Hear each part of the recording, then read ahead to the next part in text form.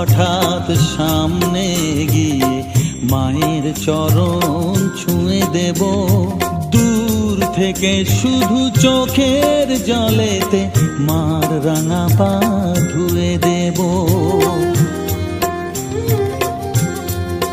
শুধু আরতি যখন করবে মার পূজা দীপ তুলে ধরবে, আরতি যখন করবে মার পূজা দীপ তুলে ধরবে, আমাকে দেখতে দিও মায়ের একটু হাসি, মায়ের একটু হাসি।